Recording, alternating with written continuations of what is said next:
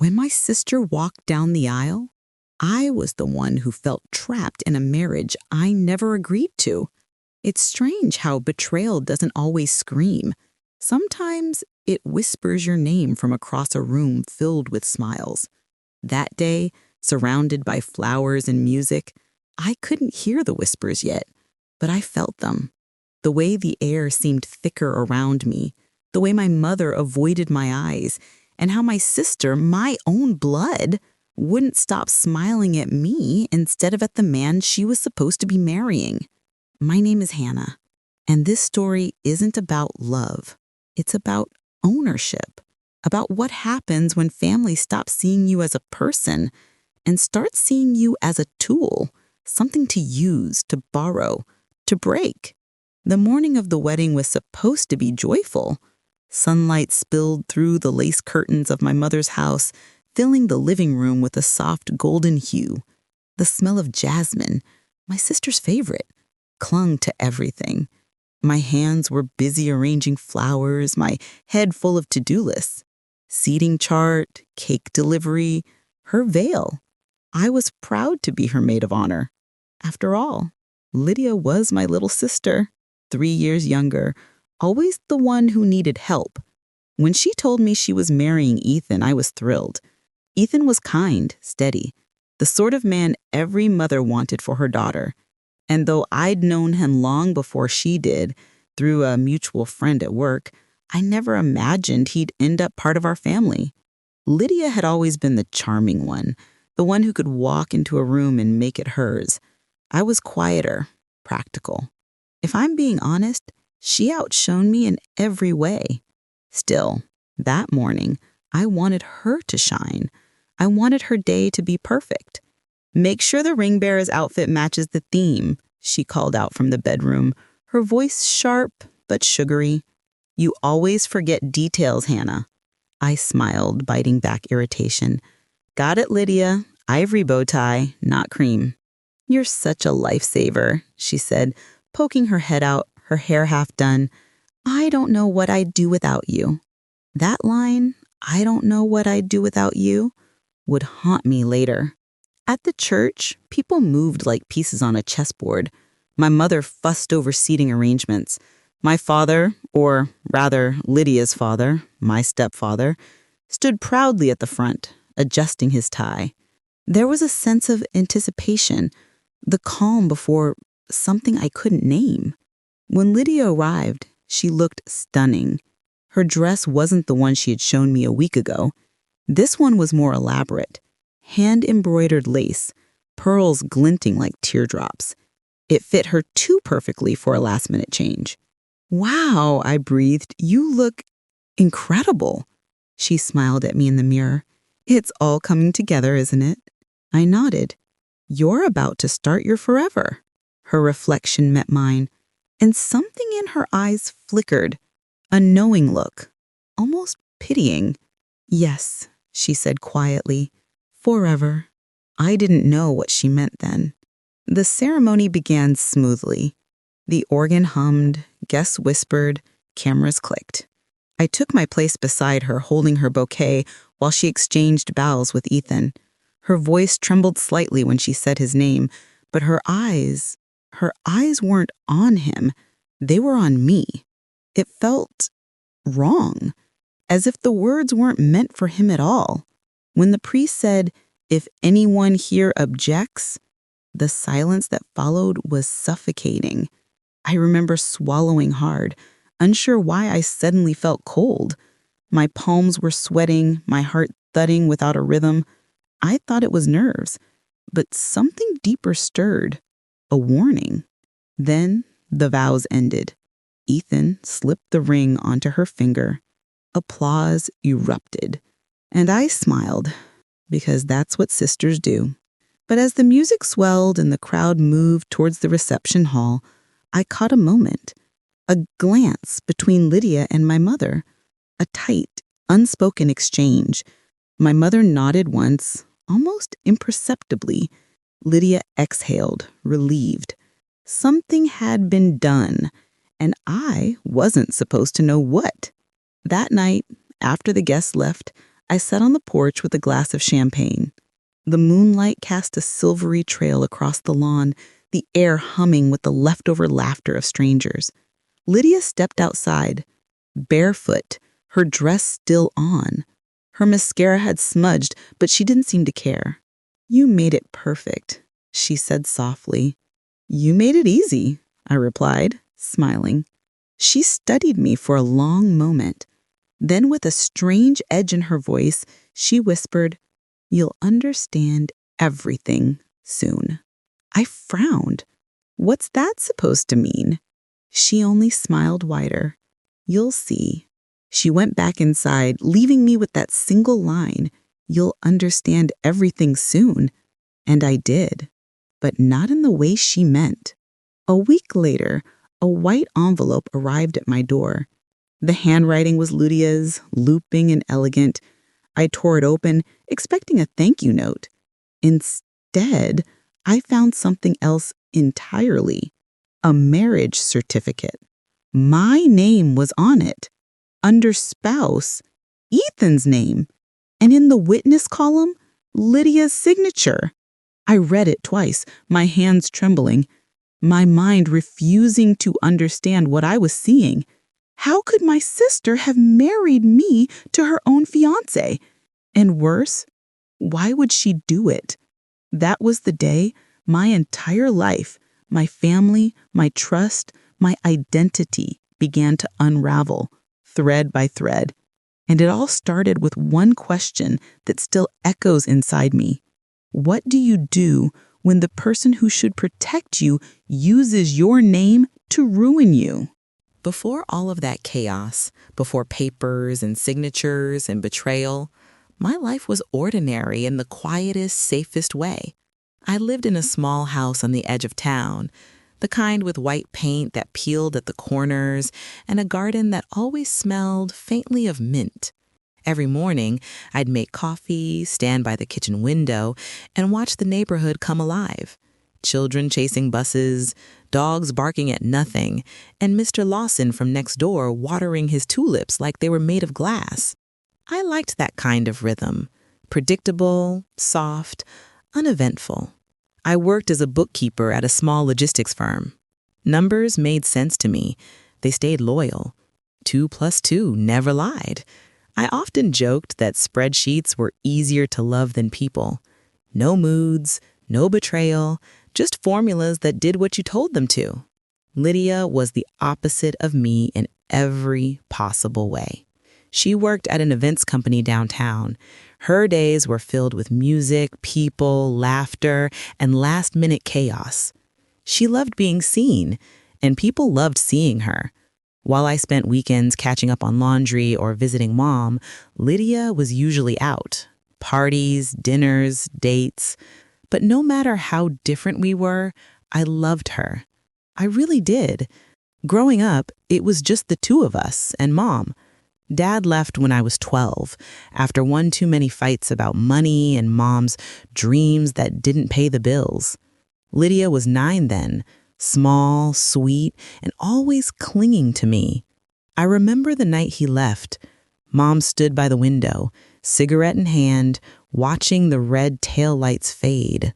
Lydia cried until she couldn't anymore. I didn't. I just promised myself I'd take care of her, that she'd never feel abandoned again. Maybe that's why I forgave her so many times later, because she was still that little girl in my mind, even when she wasn't. Mom remarried when I was 22. My stepfather, Raymond, was stable, successful, and distant. He adored Lydia, his little princess, but he never really warmed up to me. "You're too serious," he'd say, half smiling. "Life's meant to be lived, not managed." I'd just nod. I was used to being the practical one, the reliable one, the one who kept everyone else's chaos in order. When Lydia met Ethan, I was the first person she told. It was one of those early summer evenings when the sky holds on to light just a little longer. We were sitting on my porch, sipping lemonade. She leaned back in her chair, her eyes sparkling in that way they did when she had news that would rearrange my world. She said, I met someone, and not just anyone. I laughed. You say that every 3 months. Not this time. She leaned forward. He's different, Hannah. He's kind, steady, the kind of man who listens. That last word caught my attention. Listens. Lydia wasn't used to men who did. I asked his name. She said it like it already meant something. Something inside me tensed, though I didn't know why. I asked, Ethan who? She told me his last name and the world tilted just slightly. I remembered meeting an Ethan 2 years earlier, the quiet guy from accounting who helped me find a lost file during an audit. We'd had coffee twice, nothing serious, just easy conversation. We drifted apart when he moved departments. I didn't tell Lydia that part. Instead, I smiled. He sounds perfect for you. And maybe for a while, I believed it. As months passed, Lydia's relationship with Ethan blossomed. Flowers, weekend trips, photos that made their way to Mom's fridge. He was polite around family, maybe a little reserved. Whenever he looked at me, though, there was something unreadable in his eyes. Recognition, maybe, or guilt. But Lydia was happy. And when she was happy, the world around her felt lighter. So when she called me one evening, her voice trembling with excitement, I didn't hesitate. "He proposed!" she squealed through the phone. I laughed, genuinely. "Lydia, that's amazing! Tell me everything!" "He did it at the lake, the one Dad used to take us to. He said he wants forever with me." "That's beautiful," I said, smiling into the phone. "You deserve that." And I meant it. The wedding planning began the next week, and as always, Lydia turned to me for help. "You're good with details, and honestly, you're the only one I trust to handle things right." It was flattering. Exhausting, but flattering. I threw myself into it. Dress fittings, guest lists, venue scouting. My weekends disappeared into color palettes and vendor calls. One night, while we were finalizing invitations, Lydia looked up from her laptop. "You know," she said casually, "I couldn't do this without you." I smiled. "That's what sisters are for." Her gaze lingered. "You really mean that, don't you?" "Of course I do." She closed her laptop and studied me, almost as if she was memorizing my face. "Good," she whispered. "That means everything." I didn't know then that she meant it literally. Our mother, meanwhile, seemed distracted. She'd always favored Lydia, but around the time of the engagement, she became even more protective of her. She'd call me "Hannah dear," in that soft voice that meant she was about to keep something from me. One afternoon, while I was helping her organize the guest seating, I noticed a folder on the table. Legal papers, half covered by envelopes. When I tried to hand them back, she snatched them away too quickly. "Just vendor contracts," she said, forcing a smile. "You wouldn't understand all the legal talk." I let it go. I shouldn't have. In the days leading up to the wedding, the air between us shifted. Small things, almost invisible. Lydia avoided eye contact when I talked about Ethan. Mom stopped mentioning him altogether. And Ethan, well, he seemed to grow quieter every time I entered the room. I told myself I was overthinking it, that it was pre-wedding nerves, nothing more. But deep down, a part of me, that same part that loved numbers and patterns, knew something didn't add up. And that's the thing about betrayal. You don't feel it all at once. It begins as a whisper in your gut, a question you dismiss before it grows teeth. If I'd listened then, maybe I could have stopped what came next. But I didn't. Because when you love someone, truly love them, you don't expect them to use your name to rewrite their own life. The first time I felt something was truly wrong, it was just a sound. A muffled voice, late at night, coming from Lydia's car parked outside my house. It was a week after the wedding. They had just come back from their honeymoon in Italy. Lydia wanted to catch up like old times, so she came over for dinner. We talked, laughed, and went through the photos she'd taken. Blue skies, vineyard picnics, smiles that looked almost too perfect. When she left, I stood by the window as her taillights disappeared down the road. I was washing dishes when I realized she'd forgotten her scarf. I grabbed it, went outside, and that's when I heard it. Her car was still there, engine off, lights out, but her phone was glowing faintly on the passenger seat. I could hear Ethan's voice through the speaker, angry, low, controlled. "You said she doesn't suspect anything." Lydia's reply came barely above a whisper. "She doesn't. She never will." Then silence. My hand froze around the scarf. I told myself there must be an explanation. Maybe he was talking about someone else, something else. But my chest tightened anyway. I stood there for a long time, the cold biting through my sweater, until she finally drove away. The next morning, I tried to shake it off. People say love makes you paranoid, but so does loyalty. When you care too much, every shadow looks like betrayal. I buried myself in work. Spreadsheets, invoices, checklists, safe things that didn't talk back or hide secrets. But small cracks kept appearing. One afternoon, while sorting receipts at my desk, I noticed an envelope addressed to me. No return name, just neat handwriting. Inside was a single piece of paper. No words, no threats, just a photocopy of a marriage certificate.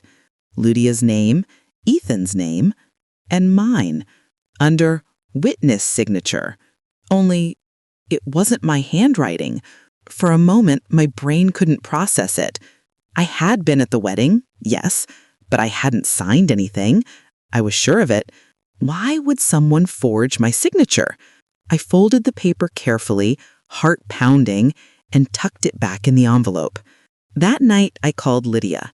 She answered on the second ring, her voice bright, cheerful. "Hey, sis, everything okay?" "Yeah, I hesitated. "I got something strange in the mail today."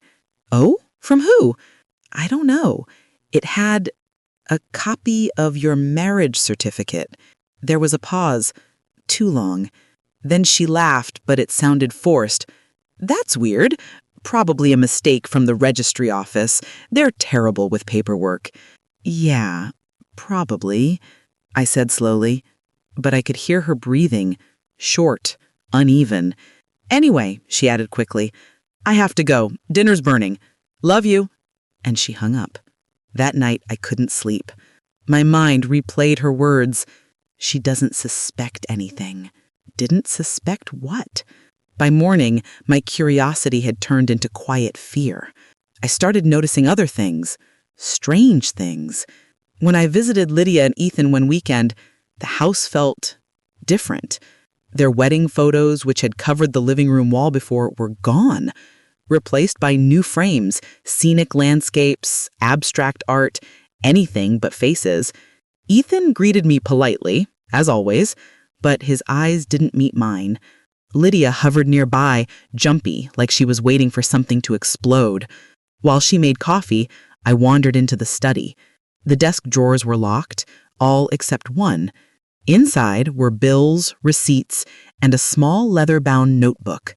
At first glance, it looked like a planner.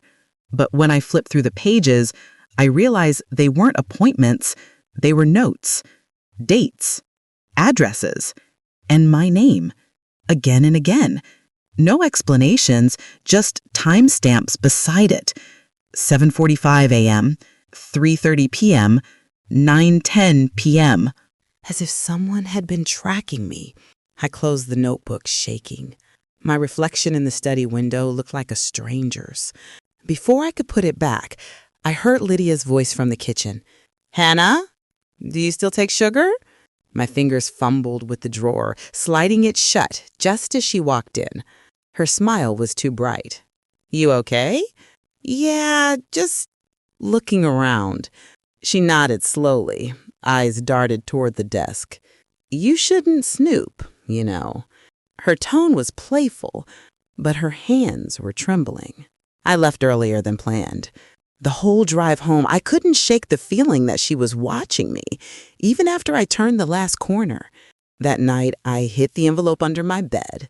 The next morning, someone had moved it. I started keeping a journal then. It wasn't something I'd ever done before, but I needed to see the pieces written out to prove I wasn't imagining things. October 3rd, envelope received. Lydia nervous. October 5th, notebook found. My name repeated. October 7th, envelope moved. The pattern was there. I just couldn't see it yet. A few days later, I stopped by Mom's house. She looked pale, distracted, like she hadn't slept in days. Papers covered the dining table again, the same kind she'd hidden before. When I asked, she sighed. Just estate things, Raymond's lawyer called. Estate things? I frowned. Is something wrong? No, she said quickly. Everything's fine. But as she reached for her tea, I noticed her hand trembling. Mom, I said softly, is there something you're not telling me? Her eyes flicked toward the window, then back at me. For a moment, she looked like she might actually say it, but then she smiled instead. Just tired, sweetheart. You worry too much. I forced a smile too, but my stomach was twisting, because for the first time in my life, I could tell my mother was lying. That night when I got home, I found a message slipped under my front door. No name, no handwriting this time, just typed words on plain paper. Stop asking questions. Some truths will bury you. I stood there in the dark hallway staring at it until my vision blurred. Whatever was happening, it wasn't just paranoia anymore. It was real. And someone, maybe someone I loved, wanted me to stay quiet. It happened on a Sunday, one of those quiet, heavy days where time feels thicker than air. Mom had invited us all over for brunch. It was supposed to be a small family gathering. Lydia, Ethan, me, and Mom. I baked my usual banana bread, even though my hands were trembling the entire time. When I arrived, the table was already set. Lydia was pouring orange juice, humming softly. Ethan was sitting beside her, phone in hand, looking anywhere but at me. Mom's eyes met mine as I walked in. Something unreadable flickered there. A warning, maybe, or guilt. We ate in silence for the first few minutes, forks scraping plates, the tick of the clock on the wall, the smell of fried eggs and coffee. Then Lydia set her glass down and smiled, too brightly. So, she said, I have a surprise for everyone. Mom's hand froze halfway to her mouth. Oh? I asked cautiously. Lydia stood up, smoothed her dress, and walked over to her bag. From it, she pulled out a stack of envelopes, thick, cream-colored, embossed with gold lettering. I've been planning something special, she said, her tone sing-song sweet. An anniversary celebration. I thought it would be nice to have everyone together. Anniversary? I frowned. You just got married 2 months ago. Her smile widened. Exactly. She handed each of us an envelope. When I opened mine, my breath caught in my throat. The invitation read, You are cordially invited to celebrate the union of Lydia Raymond and Hannah Raymond. My name, printed in gold, under the word bride. I looked up, blinking hard, convinced it was a joke, a mistake. But Lydia was watching me with something almost cruel in her eyes. Lydia, I said slowly, what is this supposed to be? Ethan shifted in his seat. Lydia, she cut him off. It's the truth. The truth? I cracked. You're joking. Mom whispered. Lydia, please don't. But Lydia stepped closer to me. You remember the certificate, don't you? The one you said someone forged your name on? My heart started pounding so hard I could barely hear her. That wasn't a mistake, she said softly. You signed it, Hannah. You just didn't know what you were signing. I stared at her. What are you talking about? She took a deep breath, eyes gleaming. You thought you were signing as a witness, but it wasn't a witness line. It was the bride's. I made sure of it. I laughed, a hollow, disbelieving sound. That's not even possible. She shrugged. Legal systems can be flexible when you know the right people. Mom stood up, her chair scraping loudly. Lydia, that's enough. But she ignored her. I wanted you, Hannah. I always did. You just never noticed. The room fell dead silent. My mouth went dry. Lydia, stop. You're making no sense. She tilted her head, eyes bright with something frightening. You always had everything. The attention, the praise, the sympathy. Everyone loved you. But when you helped me with the wedding, when you stood beside me, it was the first time I could make you mine, even if you didn't realize it. Mine? My voice was barely a whisper. Mom whispered, horrified. Lydia, no! She turned to her. You always favored her, didn't you, Mom? The sweet one, the responsible one. You let her be the good daughter, while I was the difficult one. I just wanted to even the scales. Ethan stood up abruptly. You're insane, he snapped. I didn't sign up for this. She laughed bitterly. Didn't you? You played your part perfectly. He looked at me, guilt flashing across his face. Hannah, I didn't know. Don't lie, I said quietly. You knew something. You always looked at me like you owed me an apology. He swallowed hard, eyes darting toward Lydia. She said it was symbolic, that it wasn't real. Lydia smiled faintly. But it was real. Legally binding, in fact. My friend at the registry took care of it. The walls seemed to close in around me. My vision tunneled. You forged documents, I said slowly. You committed fraud. She replied. I corrected a mistake. You should thank me. Now you'll never be alone. My hands were shaking. You tricked me into marrying you. Your own sister? Her smile faltered for the first time. Don't make it sound ugly. I just wanted us to be together. Forever. Mom whispered something under her breath. A prayer, maybe. Then said, Lydia, do you hear yourself? This is sick. Lydia's voice broke suddenly. You think I don't know that? You think I wanted it to go this far? Her eyes were wet, her breath ragged. I just wanted her to choose me for once. For a moment, I saw the little girl she used to be, jealous, desperate for love, always in someone else's shadow. But pity didn't soften the horror. I stood up slowly. You need help, Lydia. This isn't love. It's obsession. She took a step forward. Don't you dare pity me. Ethan moved between us. Lydia, stop. She glared at him. Don't touch me. Then her gaze snapped back to me. You'll regret this, Hannah. You'll see how it feels when everyone turns on you. I backed away, shaking. I already know how that feels. Then I walked out. Outside, the sunlight felt blinding. My ears rang as if the world had gone hollow. I got into my car, gripping the steering wheel until my knuckles went white. My phone buzzed. A message from Lydia. You can't erase me. The papers are real. Check your mailbox. When I got home, there was another envelope waiting, official looking, stamped and sealed.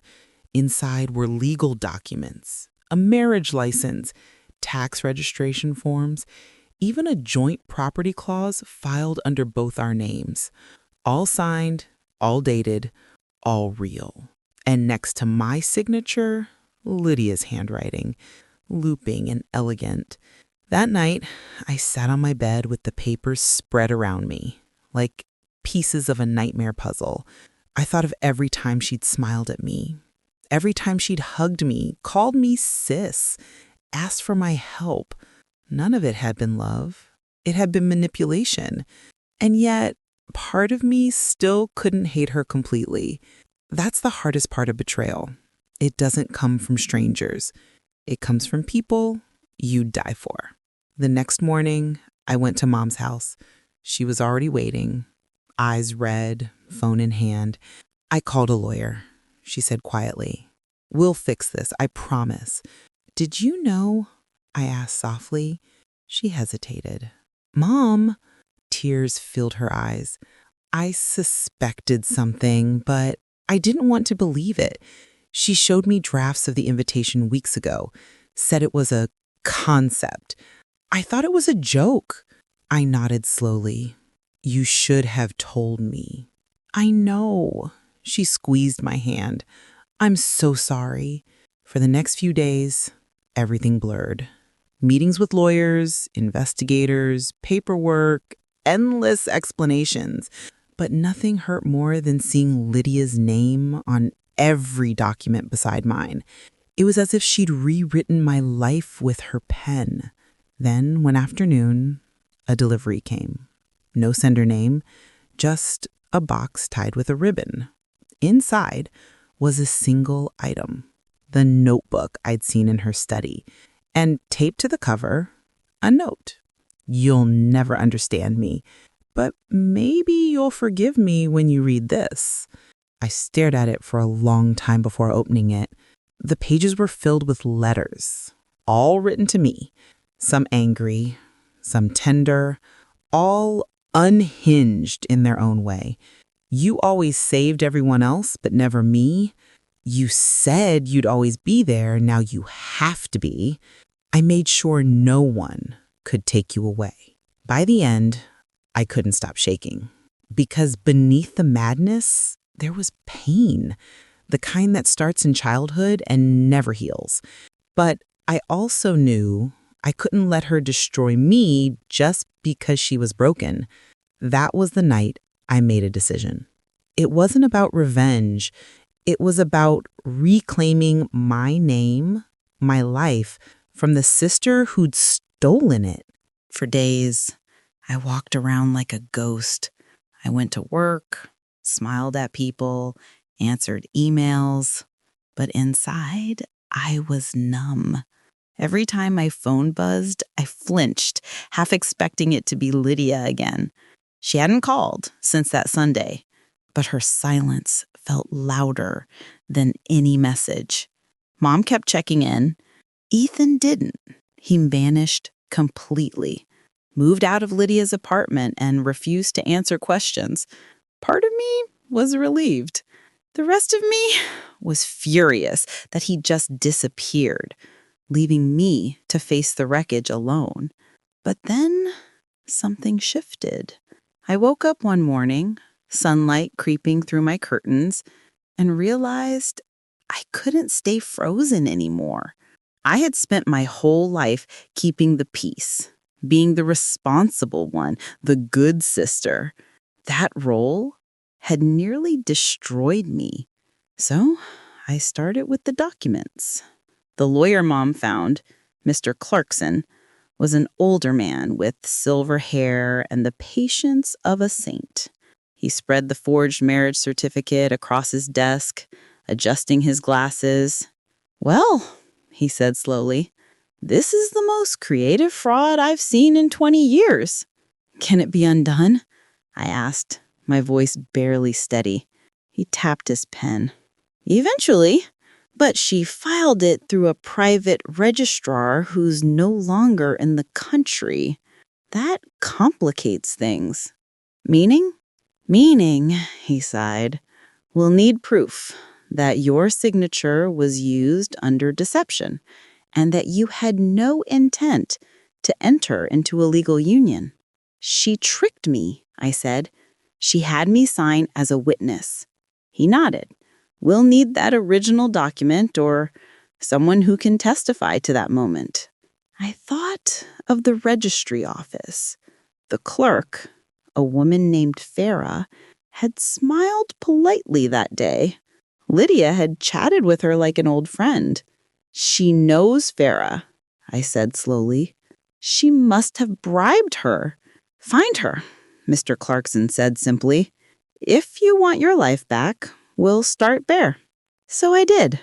It took a week of searching, calling, following threads. Farah no longer worked at the registrar's office, but I eventually found her new job at a real estate agency, 2 towns over.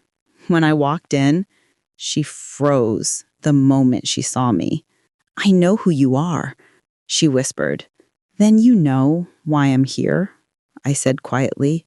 We sat in her small cubicle, surrounded by property listings and the hum of office printers. I told her she said I knew everything. Farah's eyes darted to the door. "I didn't know she'd go that far. She said it was symbolic that you were both spiritual partners." I felt my chest tighten. "She lied to you." Farah hesitated, then opened her drawer. She pulled out a small folder. "I kept copies," she whispered, "just in case."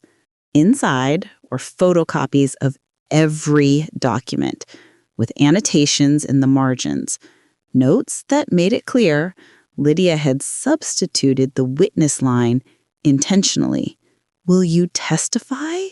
I asked. She looked down, wringing her hands. "I could lose my job, maybe even face charges. You'll be helping me fix something she broke. Please." Farah looked up, her eyes softening. "I'll think about it." That night, I sat on my balcony with the folder open on my lap. Below, the city moved on as if nothing had happened. Cars, laughter, people living their normal lives. And there I was, trapped in a legal nightmare built from my sister's obsession. But I wasn't powerless anymore. The next step was confronting Lydia, not with anger, but with control. I sent her a message. "We need to talk. Tomorrow. Mom's house. Noon." She shrugged within minutes. "Finally, I knew you'd come around." When she arrived, she was wearing white. Again, her hair was tied up neatly, makeup flawless, like someone preparing for a performance. "Did you miss me?" she asked softly, stepping into the living room. "I missed my sister," I said, "not the person you became." She smiled faintly. "I'm still your sister." "Not legally, apparently." Her smile twitched. "You read the papers." I did. "And I also found Farah." That got her attention. "She kept records," I said. "Every forged signature, every instruction you gave her." Lydia's face went pale. "She wouldn't." I cut in. "She will, unless you undo what you've done." For the first time, I saw real fear in her eyes. "You don't understand," she whispered.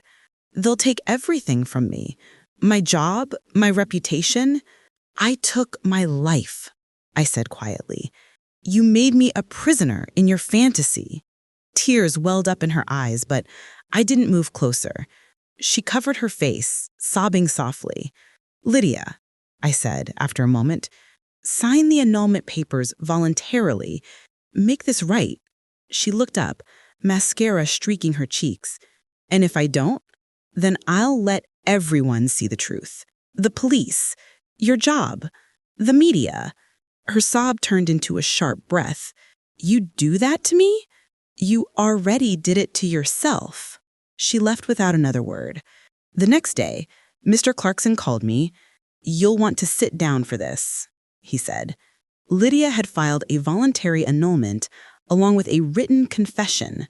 It was over, or at least the legal part was. But emotionally, I was still haunted. I couldn't erase the image of her standing there with those invitations, smiling as if she'd achieved something beautiful. I couldn't forget that she'd done all this not out of hatred, but a warped version of love. A few weeks later, I ran into Ethan at a cafe near the courthouse. He looked thinner, older. He stood awkwardly, holding a cup of coffee like he wasn't sure what to say. He murmured, "I heard she confessed." "I did." He nodded slowly. "I'm sorry, Hannah, for all of it. I should have said something sooner." "You should have." Then I sighed. "But I don't hate you." He looked surprised. "I just hope next time you don't stand by while someone destroys another person's life." He nodded, eyes glistening. "I won't." That night, I burned the leftover invitations. Each one curled into ash in the metal bin, the golden letters dissolving into gray. It wasn't revenge, it was release. As the paper crumbled, I whispered quietly to myself, "I'm not what she made me. I'm free." But freedom, I learned, doesn't mean forgetting. It means moving forward, even when your past still echoes behind you. The next morning, the story broke like wildfire. What started as whispers among neighbors spread to the entire town by noon. Someone had recorded a short video of the police arriving at the lake, retrieving the half-sunken suitcase. The caption read, "Woman throws suitcase in lake. What's inside will make you question humanity." Within hours, it was everywhere. Local Facebook groups, TikTok, YouTube Shorts, and gossip forums.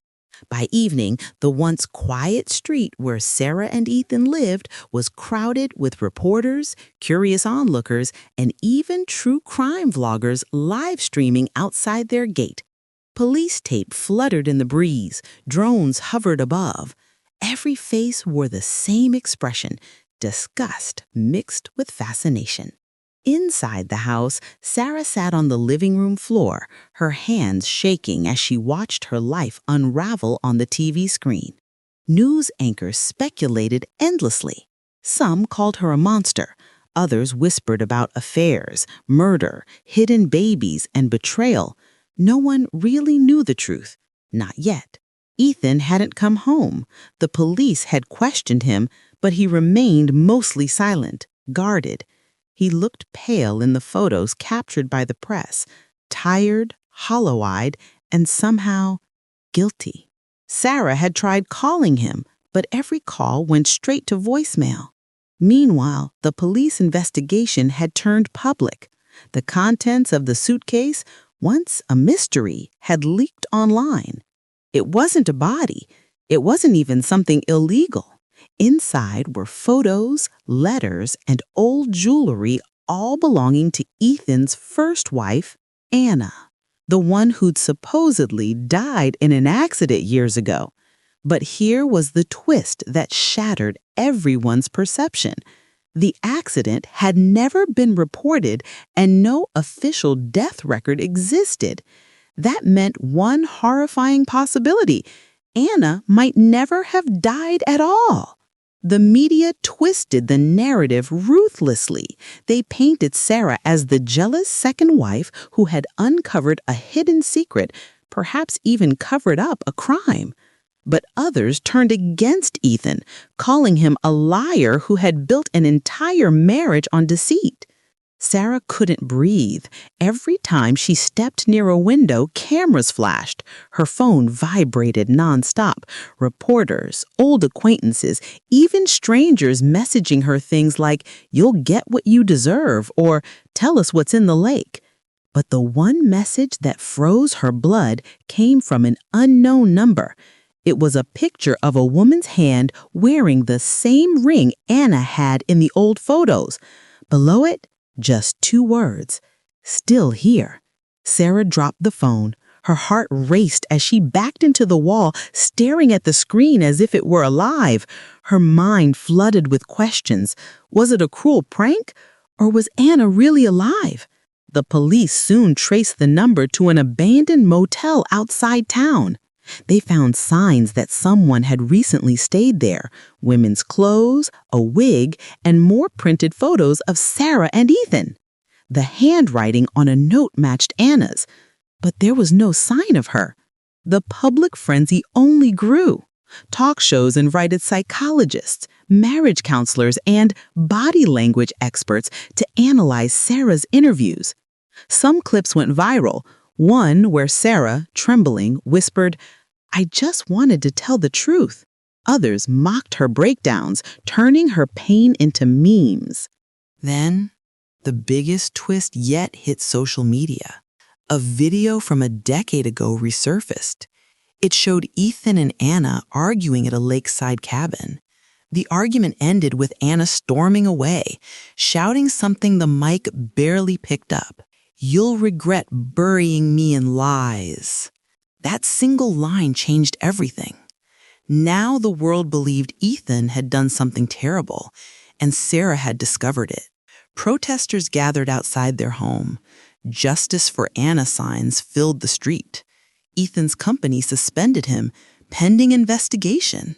Sarah's parents begged her to leave town, but she refused. "If I run now, they'll think I'm guilty too." Meanwhile, detectives dug deeper. They discovered that Ethan had never legally divorced Anna, meaning his marriage to Sarah might not even be valid. Worse, his bank account showed large unexplained withdrawals over the past few months, possibly hush money. But where was Anna? Then came the chilling discovery. A security camera from a roadside diner captured a woman resembling Anna buying a bus ticket under a fake name just 3 days before the suitcase incident. She was alive. The suitcase wasn't a murder confession. It was a message. And now the world turned its focus on Ethan. He was arrested for fraud, obstruction, and falsifying documents. When reporters shouted questions at him as police led him away, he said nothing, just glanced once towards Sarah, a look filled with regret and something darker, relief. That night, Sarah sat in the living room, the same place where everything had begun, surrounded by silence. Outside, rain fell heavily, washing away the chalk markings and footprints from the yard. She watched the news replay the footage again. Her house, the lake, the suitcase. But this time, something in her expression had changed. She wasn't the same frightened woman anymore.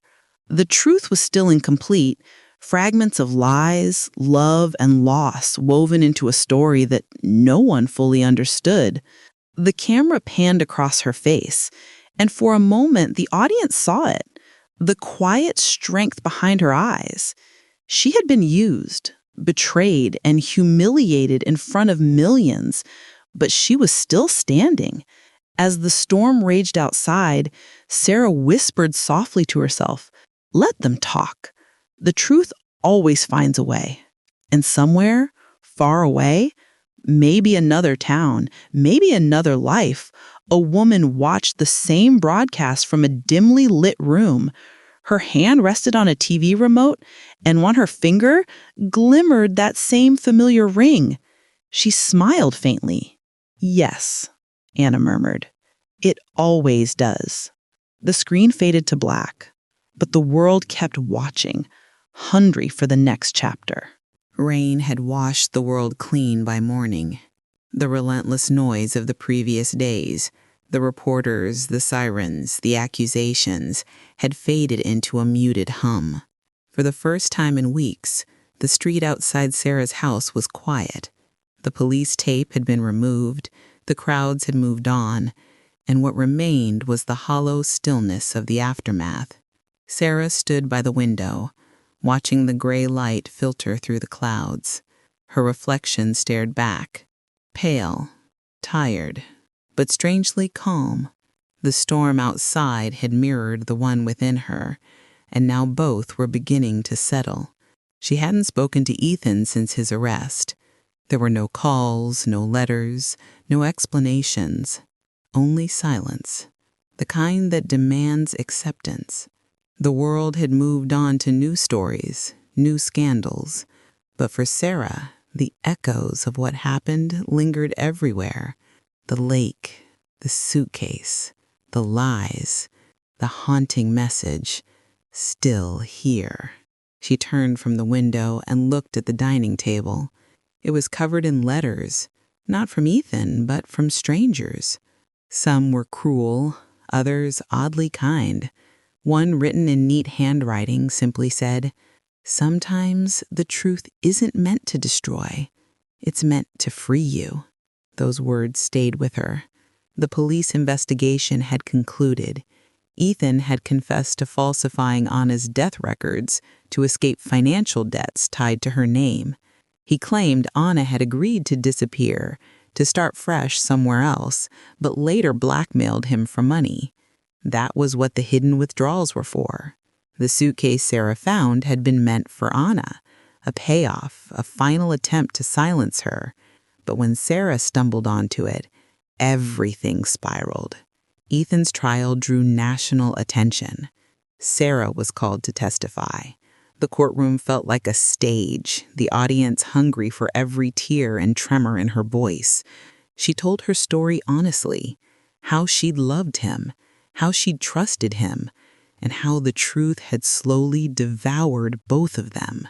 When she stepped down from the witness stand, there was no applause, no sympathy, just a strange, quiet respect. Ethan was sentenced to several years for fraud and obstruction. When the verdict was read, he turned toward her, eyes glistening. "I never meant to hurt you," he whispered. "I know," she replied softly, "but you did." And that was the last time they saw each other. Weeks passed. The seasons began to shift. The air grew lighter, carrying the faint scent of spring. Sarah sold the house, the place that had once been her dream but had turned into a cage of memories. She moved to a small coastal town, far from the noise, where the ocean could drown out everything she no longer wanted to remember. At first, it was strange, the quiet, the anonymity, but soon she began to heal in ways she hadn't thought possible. She started volunteering at a community center, helping women who had faced emotional or financial abuse. Listening to their stories made her realize she wasn't alone, that pain, betrayal, and healing were universal threads woven into countless lives. One afternoon, while sorting through donated items, she found a small, old locket among the boxes.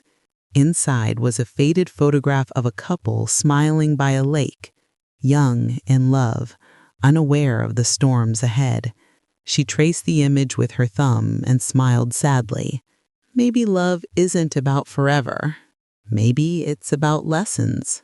She decided to keep the locket. Months later, she received a letter. No return address, just her name, written in familiar cursive. Her heart skipped as she unfolded it. "Sarah, you don't owe me forgiveness, but I owe you the truth. I never meant for things to go this far. Ethan and I both made mistakes, but I was the one who started the lie. I told him to say I died. I thought disappearing was easier than facing the ruin we'd made of our marriage.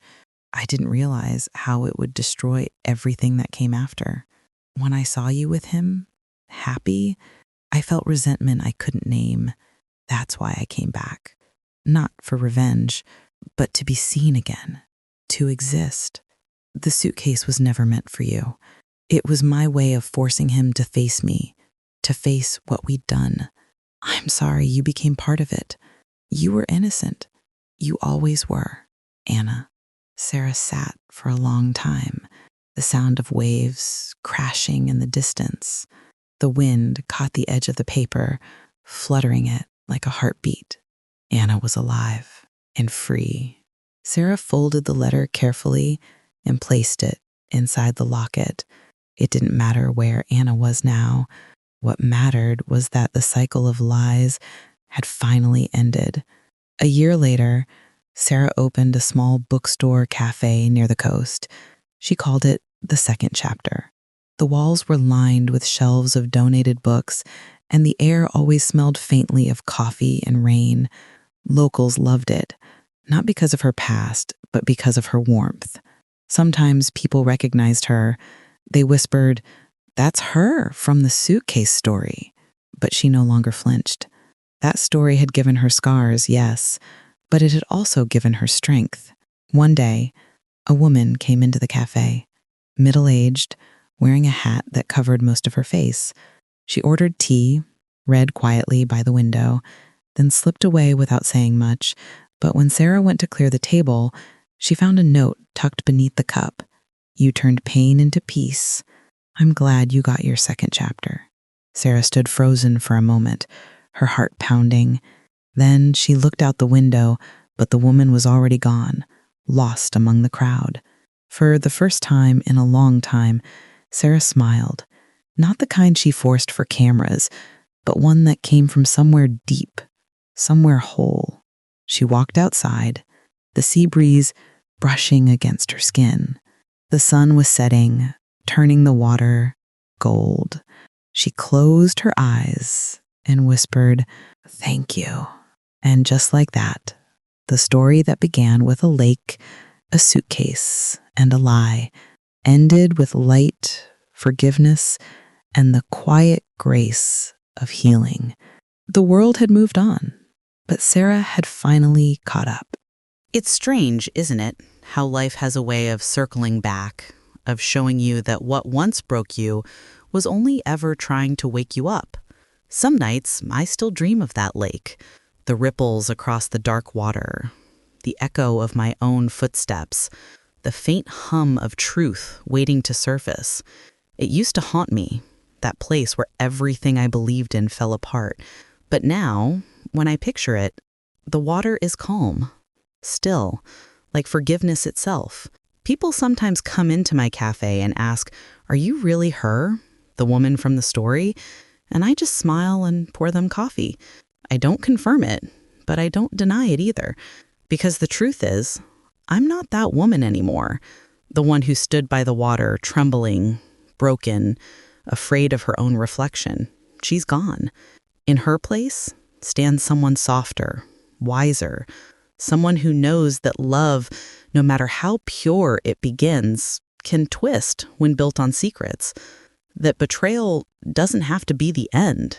It can be the beginning of something far more honest. I used to think the worst thing in life was being lied to, but now I understand. The real tragedy is living a life where you never tell yourself the truth. Ethan taught me that. So did Anna. People love to label stories like mine. Betrayal, revenge, family drama. But what I lived was something quieter. It wasn't just a betrayal of marriage or family. It was the betrayal of identity. I had to lose everything to find who I really was without them. You see, when trust breaks, it doesn't shatter cleanly. It splinters into small, sharp pieces that you find in unexpected places, in the smell of a certain perfume, in the sound of laughter that feels too familiar, in the silence that lingers after goodbyes. But healing is the art of picking up those pieces gently, one by one, and realizing that they can form something new, something stronger. When I opened the second chapter, I didn't just build a cafe. I built a space for stories. People come in with heavy hearts, share what they've lost, what they've learned. Sometimes they cry. Sometimes they just sit, staring at the ocean through the window. And I let them, because I've learned that not every wound needs words. Some just need time and witness. I've also learned that forgiveness doesn't mean letting someone back in. Sometimes it just means letting go of the weight they left behind. I forgave Ethan, not because he deserved it, but because I did. I deserved peace. And I forgave Anna, too. Her letter showed me that pain can make even good people do terrible things. She was a mirror, showing me what bitterness could have turned me into if I hadn't chosen differently. I don't know where she is now. Maybe she's found her own peace. Maybe she still walks by that lake from time to time, just like I do. If she does, I hope she knows I'm not angry anymore. That lake no longer belongs to lies. It belongs to truth, to freedom, to closure. Sometimes, late at night, I lock up the cafe and sit outside with a cup of tea, listening to the waves. The sky stretches wide and endless, and I think about all the women and men who have lived through their own quiet betrayals. The ones who keep smiling in daylight but cry behind closed doors. If you're one of them, I want you to hear me clearly. You can survive this. You can rebuild, even from ashes. You can find your second chapter. Pain doesn't erase your worth. Betrayal doesn't define your story. It just reveals who truly belongs in it and who doesn't. So, when people ask me now, would you ever fall in love again? I always say yes, but differently, slower, wiser, without losing myself in someone else's reflection. Because love at its best doesn't consume you. It respects you. It grows beside you like two trees, separate roots, but touching branches. And if you've stayed with me through this story, through every twist and tear and revelation, then maybe, just maybe, you've seen a piece of yourself here too. If you have, I hope you'll remember this. Never let the lake of someone else's lies drown your truth. Stand tall, speak gently, heal loudly. Because one day you'll look back, just like I did, and realize that every heartbreak, every loss, every secret that once tore your world apart was really just life clearing space for something honest to grow. Thank you for listening to my story, for walking beside me through the pain and the peace. Now tell me, if you were standing by that lake, suitcase in hand, truth staring you in the face, would you have done what I did? Let me know in the comments. And remember, every ending is just the start of your next chapter. This was my story. What's yours?